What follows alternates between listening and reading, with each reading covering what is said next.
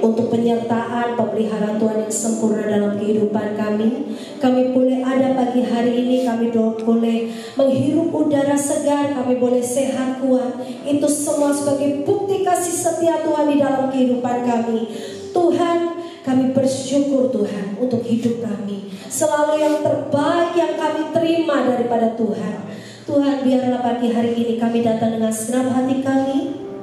Kami tidak mau kami datang hanya sekedar rutinitas, karena ini hari Minggu dan kami harus datang beribadah. Tapi biarlah pagi hari ini kami mau sungguh-sungguh mencari wajah Tuhan, menikmati hadirat Tuhan. Kami percaya di dalam hadirat Tuhan ada sukacita. Kami yang lemah kami dikuatkan. Kami yang datang dengan susah kami terima penghiburan yang sempurna. Kami yang datang dengan letih lesu dan berbeban berat, kami pulang dengan kelegaan. Bahkan kami yang sakit, kami sudah terima kesembuhan. Kemenangan demi kemenangan kami bawa pulang pagi hari ini. Terima kasih Tuhan Yesus. Terpujilah namamu yang siap untuk memuji menyembah Tuhan dan beribadah pagi hari ini. Sama-sama engkau katakan amin, amin. Beri tepuk tangan kembali bagi Tuhan Yesus yang baik. Dan silakan duduk kembali Bapak Ibu Saudara. Sungguh bersyukur Kau menyertai hidupku selama ini. Oh Bapa, ku berterima kasih untuk kasih setiamu yang tak pernah berakhir. Kau yang bersyukur katakan, ku ada hari ini karena Tuhan baik dan teramat baik bagiku. Semua yang ku alami bersamamu ku lewati, indahnya kasih Tuhan seperti pelangi.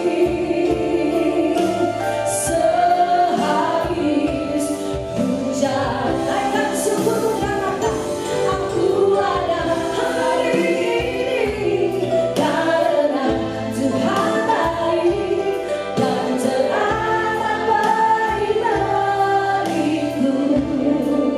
Oh, semua yang ku alami bersamamu ku lewati, indahnya kasih Tuhan seperti pelangi.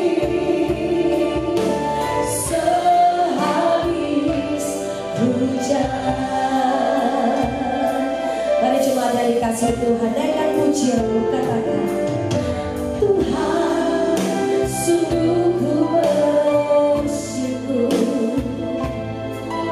Kau menyertai hidupku selama ini.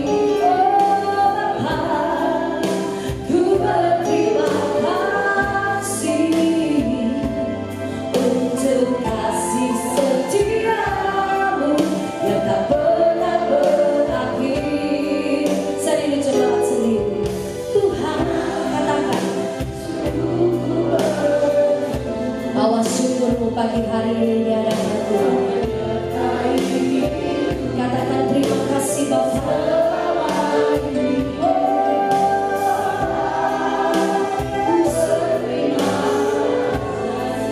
Amin. Untuk kasih yang tak pernah berakhir. Aku ada hari ini karena Tuhan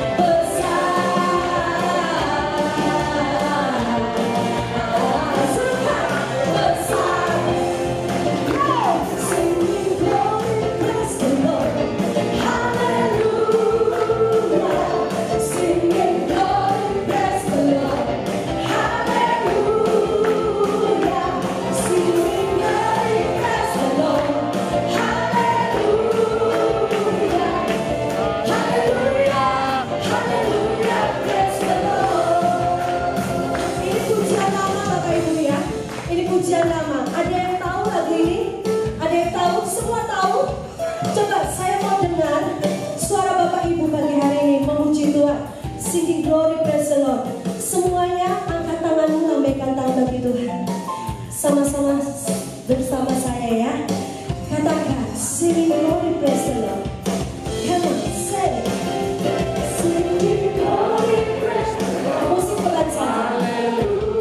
Come on, singing glory praise the Lord. Yes. Amen. Singing glory praise the Lord. Hallelujah. Hallelujah. Hallelujah. Praise the Lord. Senggol kanan kirinya. Oh my God, bless the Lord. Hallelujah. Kata, oh my sister, praise the Lord. Hallelujah. Yes. Everybody praise the Lord. Hallelujah. Lebih lagi di saya. Hallelujah. Hallelujah. Praise the Lord. Sekali lagi ya. Glory, praise the Lord. Hey. Hallelujah. Glory, praise the Lord. Hallelujah. Singing glory, praise the Lord. Hallelujah. Hallelujah. Hallelujah. Praise the Lord. Lebih lagi ya. Singing glory, praise the Lord. Hallelujah. Singing glory, praise the Lord. Hallelujah. Singing glory, praise the Lord. Hallelujah. Hallelujah. Hallelujah. Praise the Lord. Singing glory, praise the Lord. Say. Singing glory, praise the Lord. Hallelujah. Singing glory, praise the Lord. Hallelujah. Hallelujah. Hallelujah. Praise the Lord. Hallelujah. Hallelujah. Praise the Lord. Jiwaku bertanya, apakah masih ada harapan melewati tangisan, rasa sesak di dada. Imanku berkata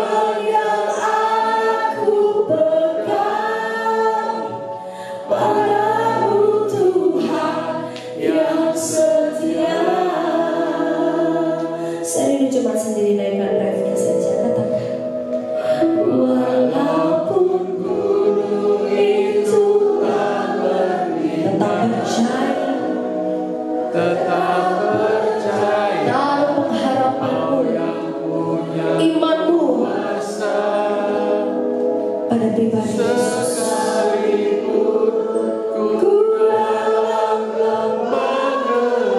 Tak mengapa Tuhan, asal Kau di sampingku. Yes, yes, walaupun masalahku, kami tidak mau melihat masalah kami Tuhan.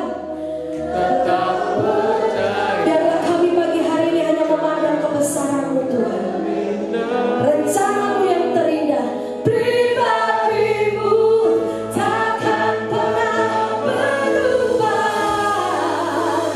Iman yang aku pegang padamu Tuhan yang setia.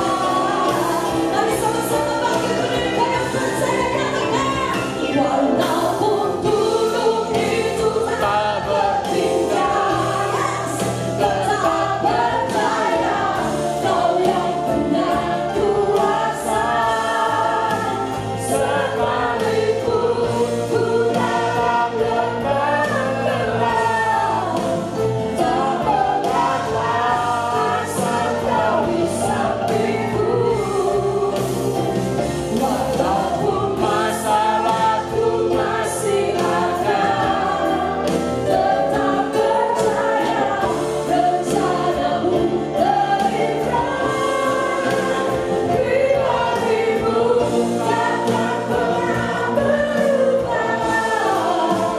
Iman yang aku pegang padamu Tuhan yang setia. Iman yang aku pegang padamu Tuhan yang setia. Iman yang aku pegang padamu Tuhan yang setia. Kasih setiamu nyata di dalam hidup kami. Meskipun kami sering mendukakan hatimu, sering kami berbuat dosa, namun tekadmu Bapa tetap untuk menyelamatkan kami. Oleh karena itu Tuhan, di pagi yang indah, biarlah Tuhan berkenan mengajar kami lewat sebagian firman-Mu yang sebentar boleh kami dengar.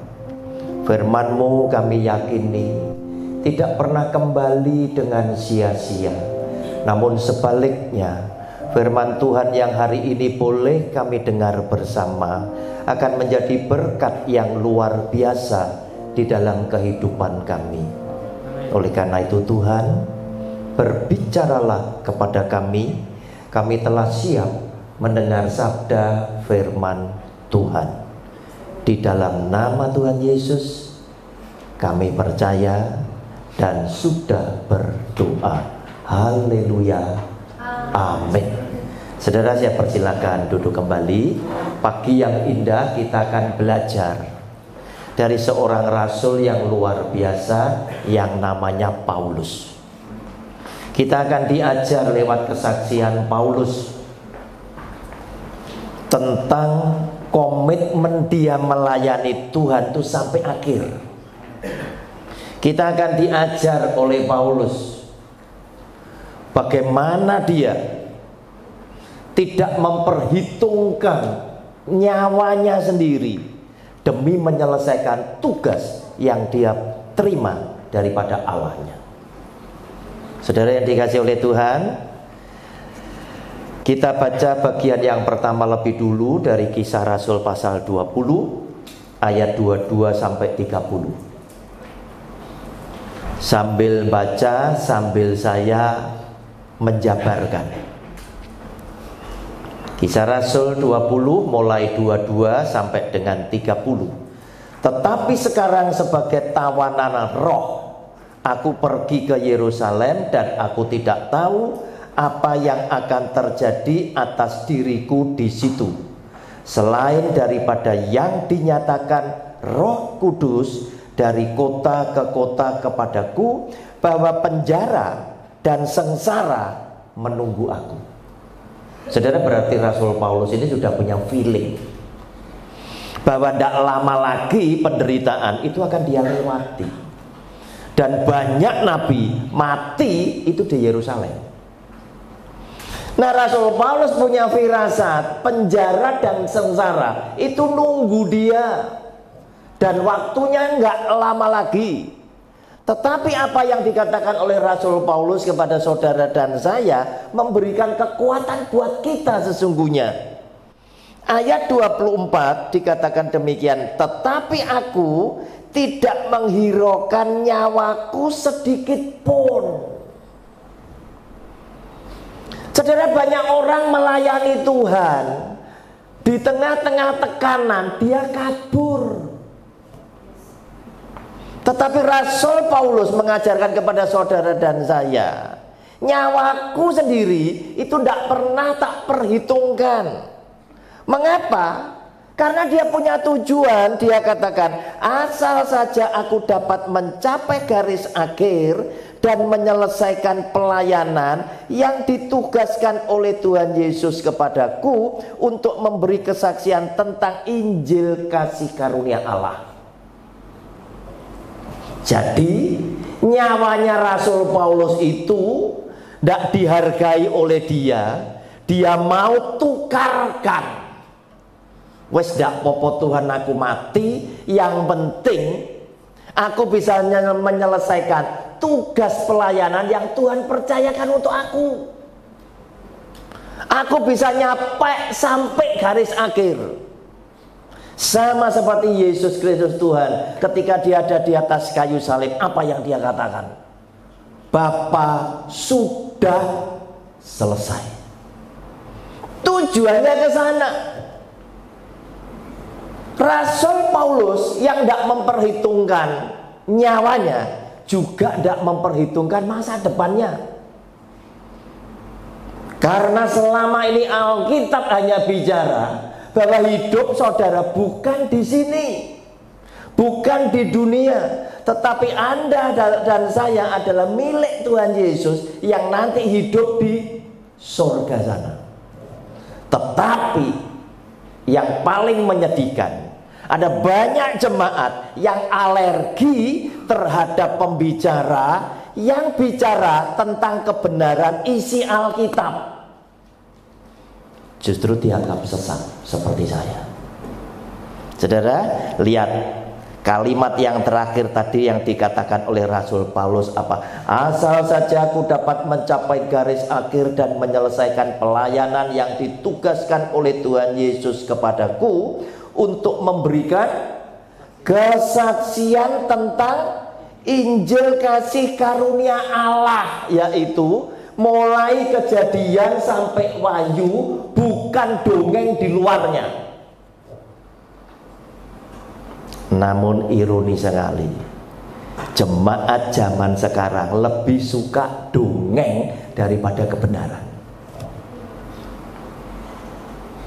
Nah, saudara yang dikasih oleh Tuhan, kalau engkau adalah gembala, engkau adalah pembicara yang membicarakan di luar Alkitab, yang disebut oleh Rasul Paulus adalah ajaran palsu atau dongeng-dongeng tadi, bagaimana nanti ketika rohmu berjumpa dengan Tuhan Yesus, bisakah kamu bangga dan menegakkan kepalamu?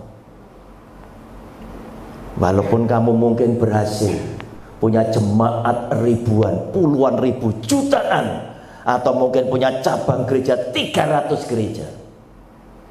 Sebetulnya gereja saudara ini tidak muluk-muluk loh, cuma minta 500 jemaat loh, tapi gak kebek-kebek, cuma minta 500. Nah, saudara yang dikasih oleh Tuhan, Rasul Paulus mengajarkan kepada saudara dan saya, komitmen terhadap tugas yang diberikan oleh Tuhan ini harus dipegang.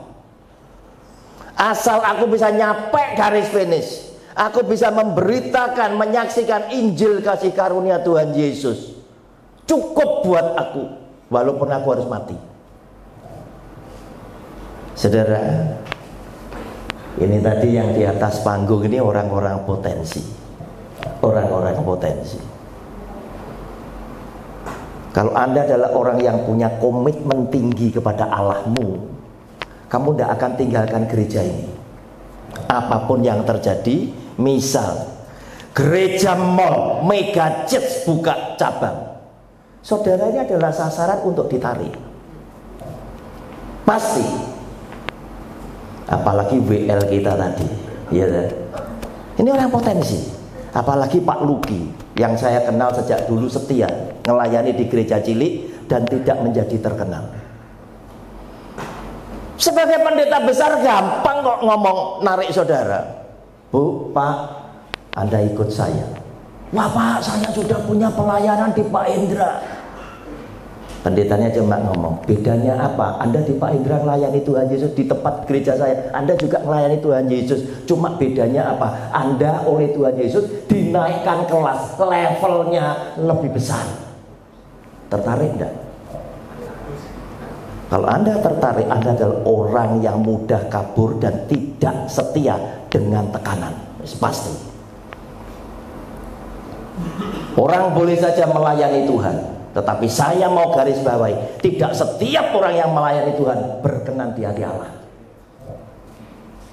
Sebab apa? Alkitab ini tidak pernah membicarakan hal-hal duniawi, hal-hal jasmani, tidak pernah. Tetapi selalu fokus kepada keselamatan hidup kekal lewat salib Yesus Kristus Tuhan.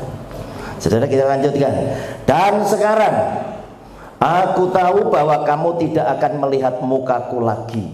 Kamu sekalian yang telah kukunjungi untuk memberitakan kerajaan Allah.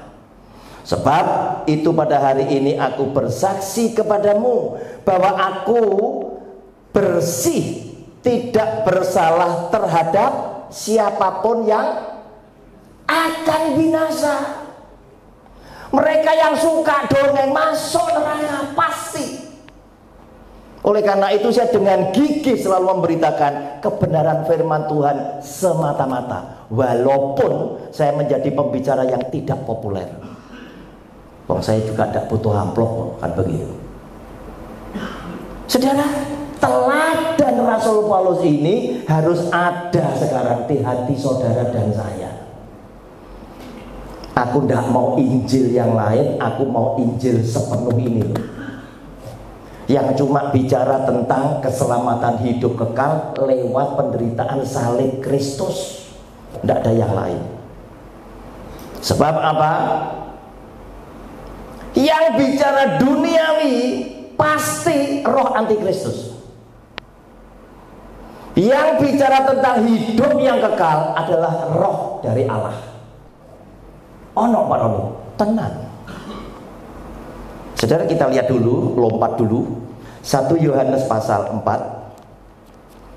ayat 1 sampai 6. Kita lihat dulu.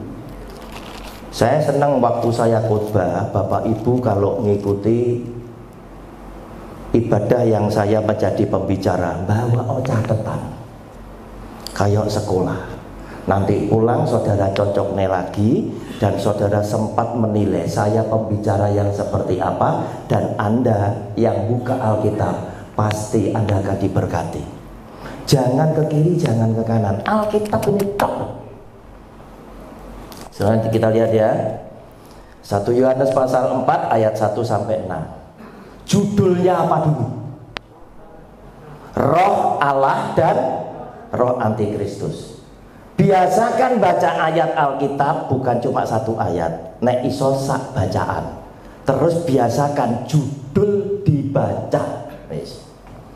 Judul dibaca, karena judul itu adalah bicara tentang isi. Anda yang suka baca novel,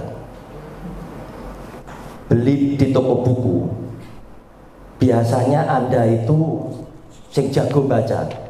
Istri saya itu suka baca, lek udah kadung baca, itu bisa 2-3 buku habis. Dijak tak panggil ngono kadang gak nyaut.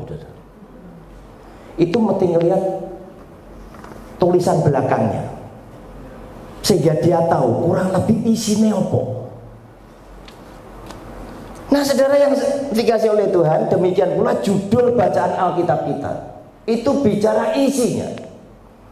Kita mulai ayat 1. Saudara-saudaraku yang kekasih, janganlah percaya akan setiap roh, tetapi ujilah roh-roh itu apakah mereka berasal dari Allah, sebab banyak nabi-nabi palsu yang telah muncul dan pergi ke seluruh dunia.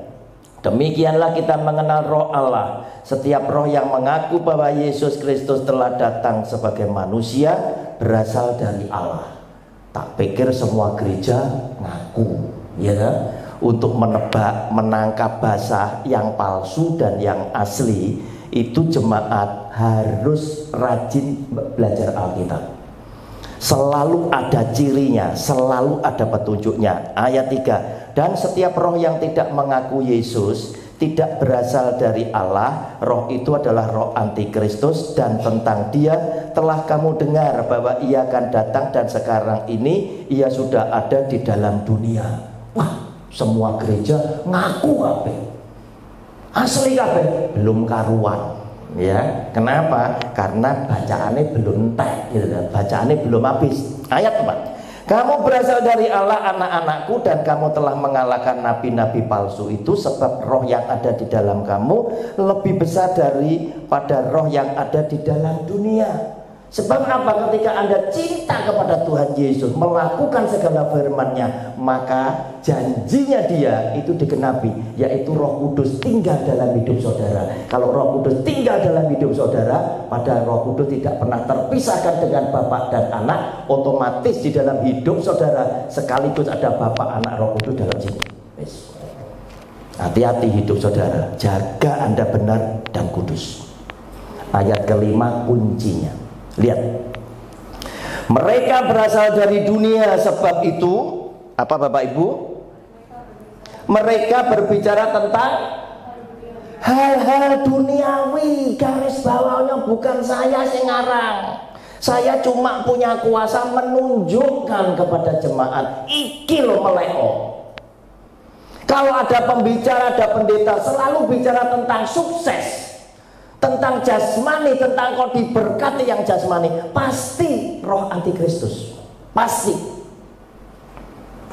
Mengapa saya berkata begitu?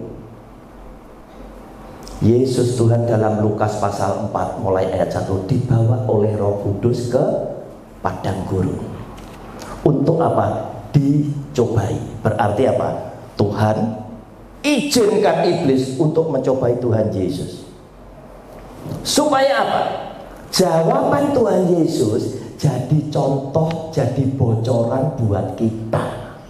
Kenapa? Kalau Yesus dicobai dengan 3 hal itu, anak-anak Yesus akan dicobai dengan 3 hal yang sama. Kalau Yesus dimusuhi oleh dunia, maka anak-anak Yesus juga dimusuhi oleh siapa? Oleh dunia. Tetapi kali ini banyak jemaat justru bersahabat dengan dunia. Ayat kelima, mereka berasal dari dunia, sebab itu mereka berbicara tentang hal-hal dunia, dan dunia apa? Mendengarkan mereka tentang sukses, tentang berkat jasmani, jemaat tepuk-tepuk ngomong amin, goblok. Ngerti Bapak Ibu? Saudara itu bukan untuk diberkati secara jasmani, enggak. Saudara akan diberkati secara rohani jika di dalam hidupmu, kata Rasul Paulus, berharap kepada Tuhan Yesus untuk perkara-perkara yang demikian. Kamu adalah orang yang paling malang di dunia. Sebab apa? Engkau bisa mengharapkan lebih dari ini, yaitu apa? Diselamatkan dalam hidup yang kekal. Sakit minta sembuh wajar, tetapi adakah iman yang berserah seperti Kristus? Bapa, jika boleh, cawan ini berlalu daripadaku, tetapi jangan kehendakku yang terjadi, melainkan kehendakmu yang terjadi. Artinya apa? Yesus Kristus Tuhan ngajar saudara dan saya, Anda harus siap jika doamu tidak dikabulkan. Dia adalah Tuhan yang tetap baik untuk hidupku. Itu iman orang Kristen. Bukan ngomong sakitmu mesti disembuhkan, oleh karena bilur-bilur Kristus kamu mesti disembuhkan. Tidak sembuh. Temennya nanya, pendeta, sahabat saya kan tidak sembuh. Pasti temanmu itu punya kepahitan apa yang tidak mau ngaku, mesti punya dosa. Nah, ini brengsek ini, ngerti ya Pak Ibu? Saudara yang dikasih oleh Tuhan, dunia mendengarkan, mereka mendengarkan. Kenapa? Karena mereka satu roh. Yang bicara roh antikristus, sing ngrungokne roh antikristus, yaitu apa? Untuk mereka yang akan binasa, kata Rasul Paulus, bukan saya ya. Nah saudara, jika memang saudara akan diberkati dengan jasmani, pertanyaannya, tidakkah iblis setan waktu mencobai Tuhan Yesus? Tuhan Yesus dibawa di tempat yang tinggi. Dalam sekejap ditunjukkan dunia dengan segenap isinya, dengan segenap kelap-kelipnya, dengan segenap kuasanya, dan iblisnya bilang, jika engkau menyembah kepadaku, maka semua kemuliaan yang ada di dunia dan kuasa yang ada di dalam dunia kuberikan kepadamu.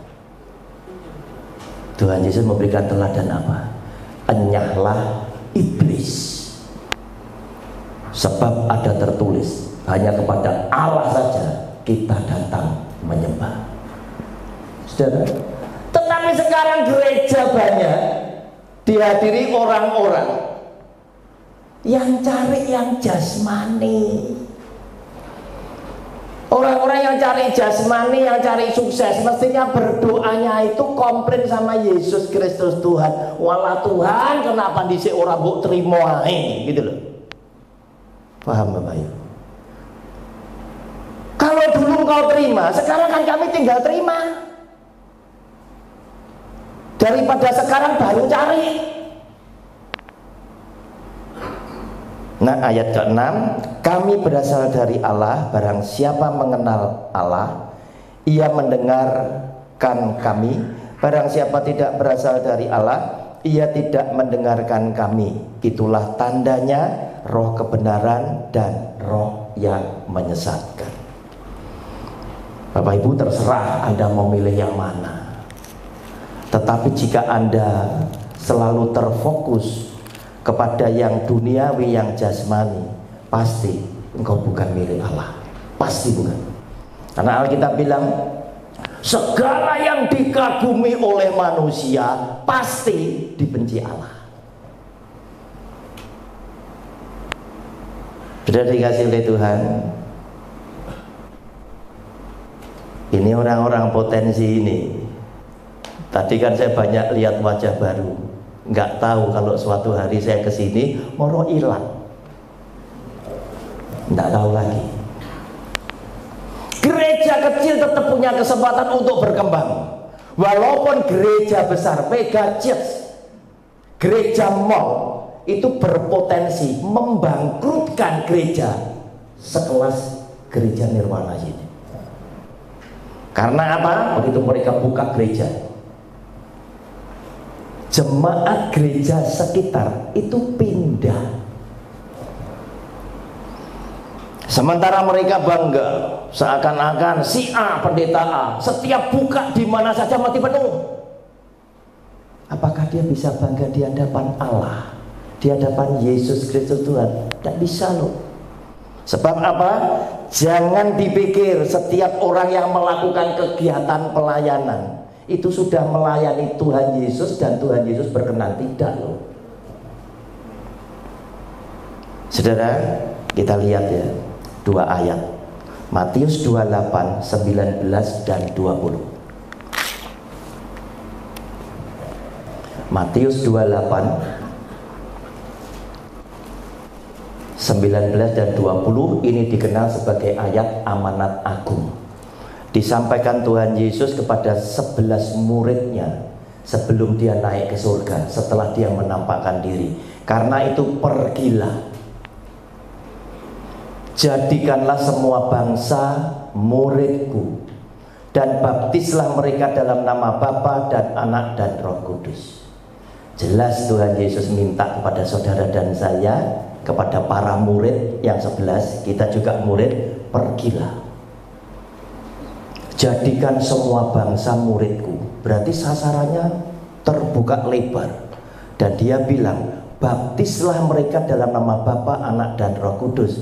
Bicara tentang apa? Target sasarannya adalah orang yang belum mengenal Tuhan Yesus. Kalau bertobat, ini baptisan, bukan baptis ulang. Ngerti Bapak Ibu? Baptis ulang itu jalan di kolam orang lain. Paham? Bukan baptis ulang. Terus ngomong baptisannya gereja lain tidak sah. Bukan itu. Pergilah itu ke tempat di mana banyak orang belum kenal Yesus. Yang dilakukan oleh para misionaris, keluar pulau ke pelosok-pelosok dan lain sebagainya, mengunjungi satu jiwa demi jiwa dan memberitakan nama Yesus adalah Tuhan yang Maha Kuasa, Tuhan yang hidup, Tuhan yang benar. Bukan pergilah terus ngelihat, oh kalau Surabaya Timur di sini, ini kantongnya orang Kristen. Bukan itu. Bukan itu. Karena itu pergilah, jadikanlah semua bangsa muridku dan baptislah mereka dalam nama Bapa dan Anak dan Roh Kudus. Dan 20, ajarlah mereka melakukan segala sesuatu yang telah kuperintahkan kepadamu, dan ketahuilah aku menyertai kamu senantiasa sampai kepada akhir zaman. Dia tidak pernah berjanji saudara akan diberkati jasmani berkelebihan, enggak. Tetapi saat engkau punya masalah, dipastikan Yesus Tuhan menyertai saudara. Dan berkat yang sangat luar biasa adalah apa? Ketika kita tahu Yesus Tuhan sendiri berkenan menyertai kita.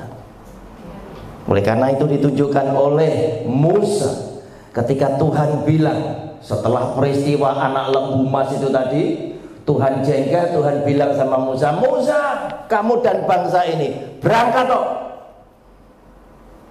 Aku akan mengutus seorang malaikat menyertai kalian.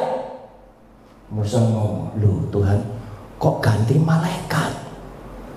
Musa bilang, Tuhan, jika bukan Engkau sendiri yang membimbing kami, yang menyertai kami, aku dan umatmu ini tidak akan berangkat. Itu Musa. Keluaran 33 saudara bisa baca. Dan Musa ngomong, dari mana bangsa-bangsa ini akan tahu bahwa umatmu ini mendapat kasih karunia Tuhan? Kan mereka baru akan tahu ketika engkau berjalan bersama kami, mereka akan melek bahwa ini adalah umat pilihan kamu. Berarti saudara yang disertai oleh Tuhan, saudara istimewa di mata Allah. Bukan karena saudara kaya, bukan. Tetapi hati-hati, kembali tadi, Bu, Anda akan melayani di gereja saya kan sama. Melayani Yesus kita Tuhan, bedanya apa? Justru di tempat kami, jemaat yang lebih besar, di atas 1000, ibu mau dipakai oleh Tuhan di kelas yang lebih tinggi.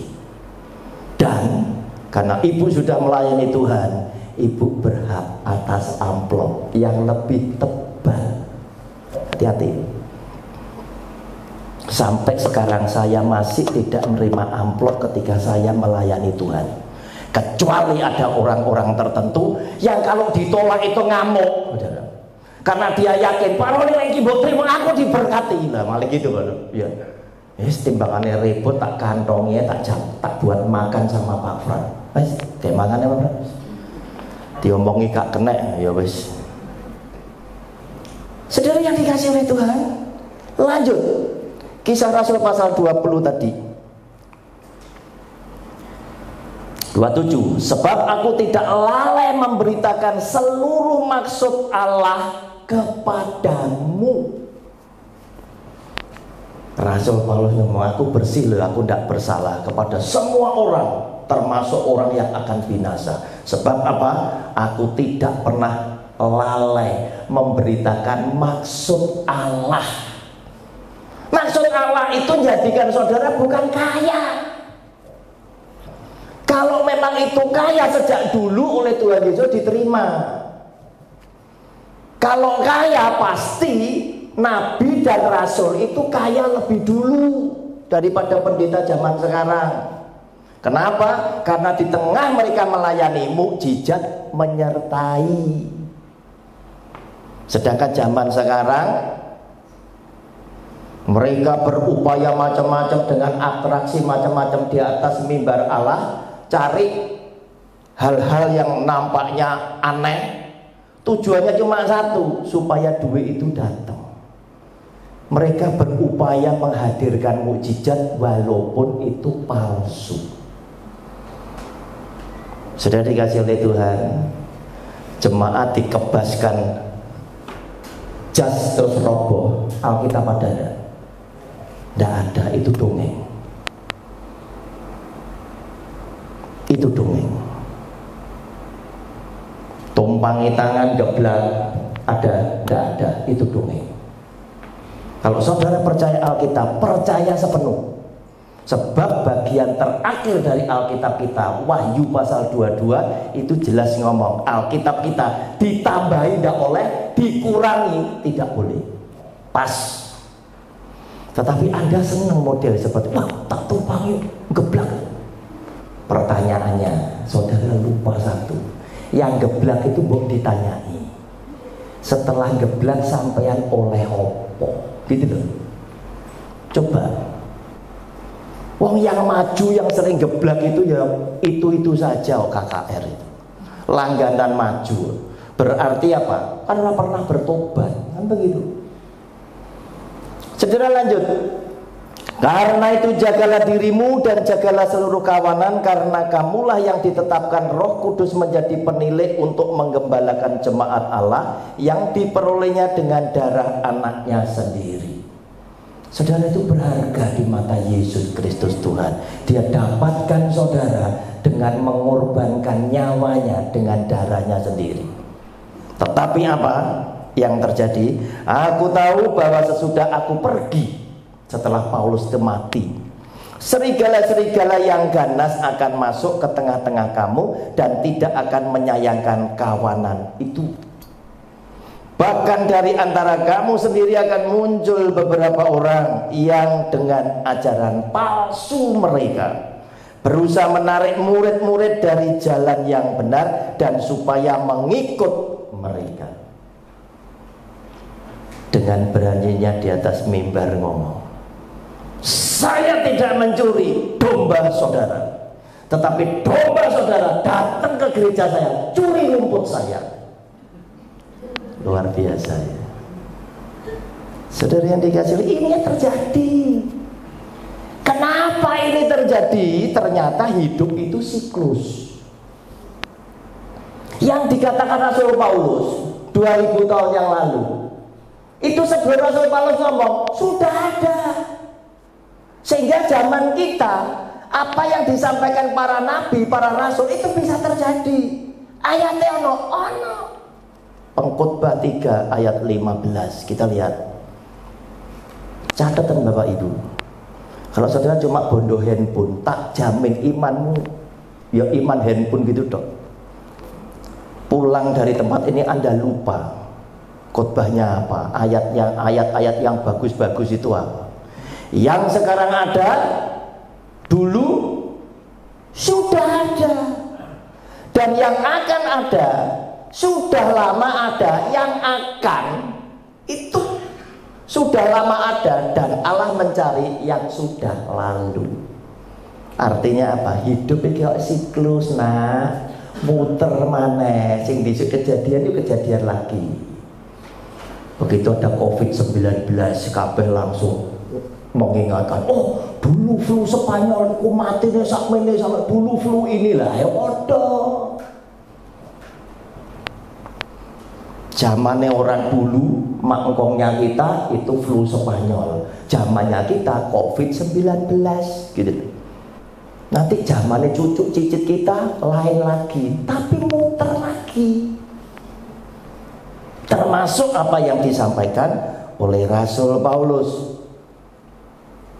Nah Bapak Ibu, tadi Rasul Paulus ngajari saudara dan saya komitmen sampai tidak memperhitungkan nyawanya sendiri.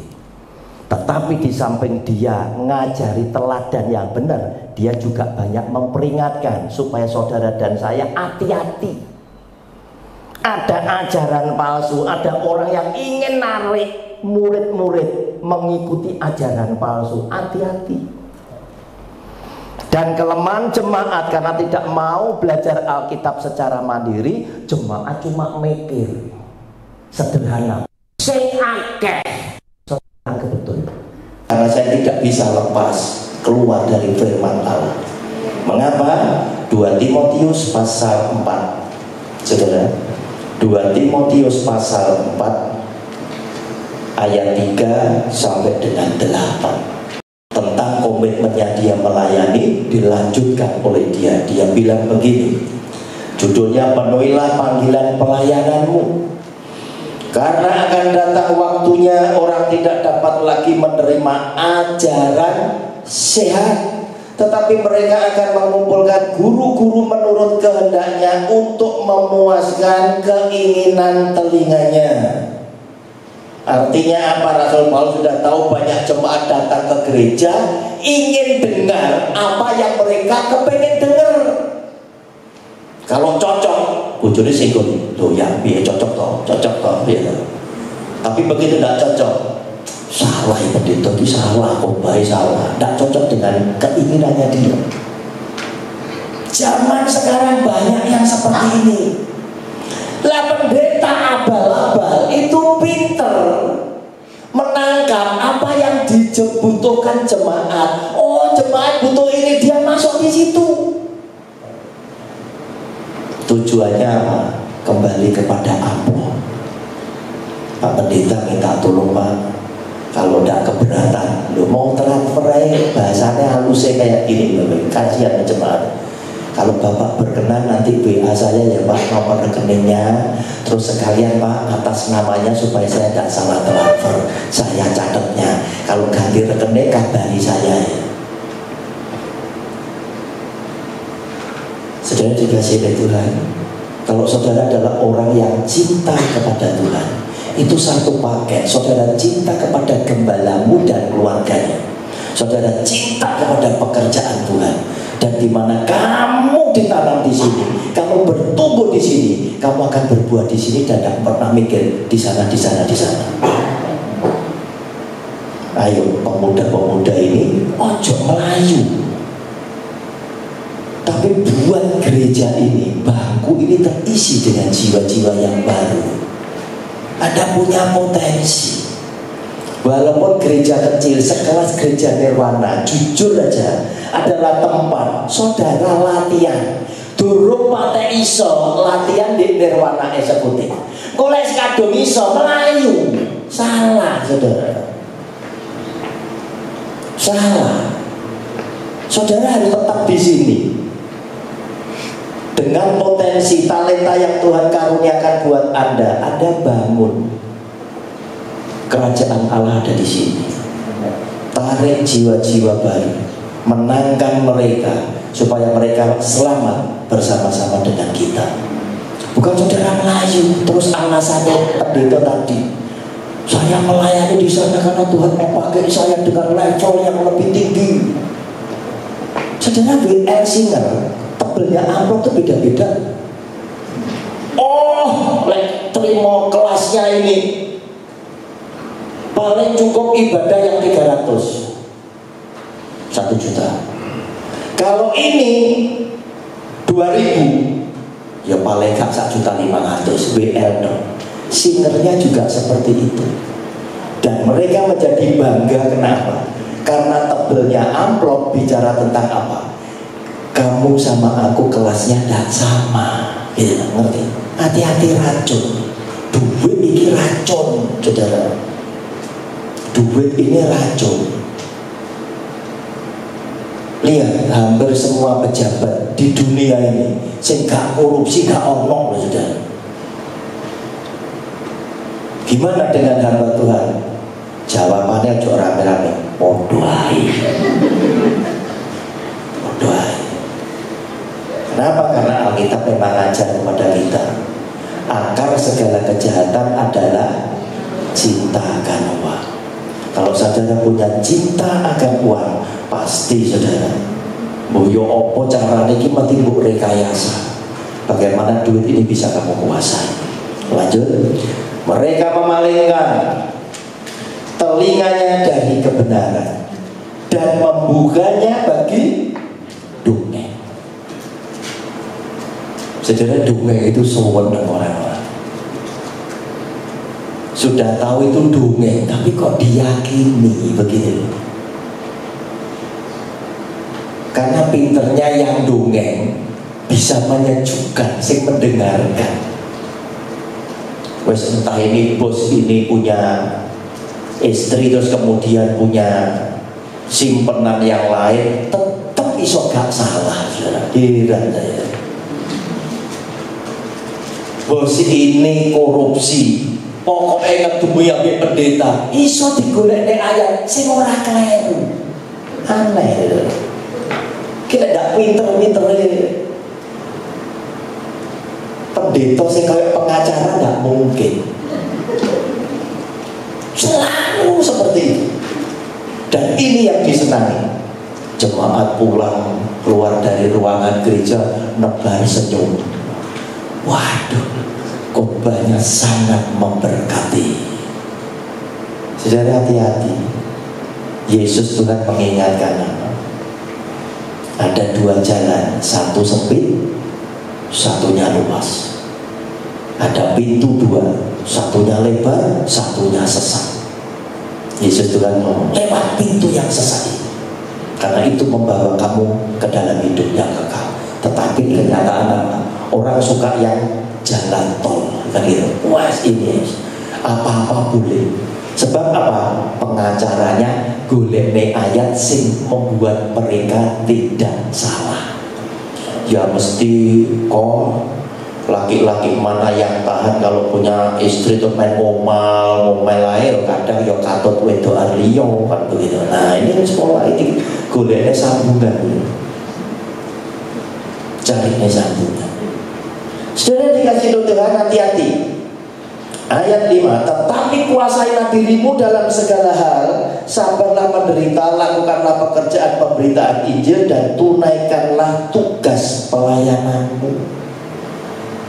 Memberitakan Injil menjadi kewajiban buat Rasul Paulus, demikian pula saudara dan saya. Tetapi jangan Injil yang lain, begitu. Tetap Injil Alkitab ini. Lihat kalau saudara mau saksikan sekarang, di tengah-tengah megajet buka cabang, baik di dalam mall maupun tidak, pasti gede, menimbulkan banyak keresahan. Gereja sekitar yang kecil-kecil, yang tidak tergoyahkan, hanya gereja yang mengajarkan kebenaran Alkitab semata-mata. Protestan tidak mereka, kamu jemaahnya tetap kokoh. Waktunya buka cabang tetap buka cabang, karena memang banyak jiwa baru atau anaknya jemaah tambah akeh gitu. Israel itu kan terkenal marah, jualan sandal hamil Israel, sehingga di Mesir Fir'aun yang baru kaget, tuh jumlahnya lebih banyak dari orang Mesir, bunuh semua bayi laki-laki, kan begitu. Ternyata apa?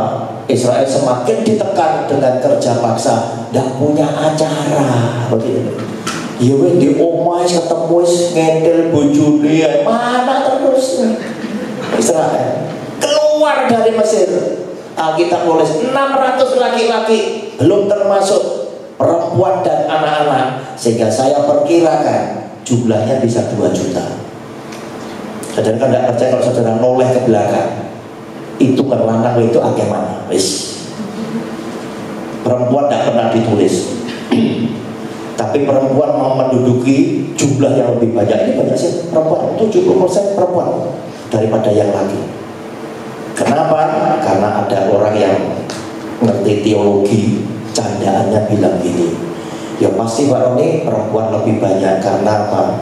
Dosa pertama yang buat kan Hawa gitu. Jadi mereka itu lebih tekun untuk minta ampun. Candaannya mereka begitu. Nah saudara, lanjut. Mengenai diriku, darahku sudah mulai dicurahkan sebagai persembahan, dan saat kematianku sudah dekat. Klop dengan bacaan tadi, dia punya feeling. Sekarang dia tahu kematianku sudah dekat.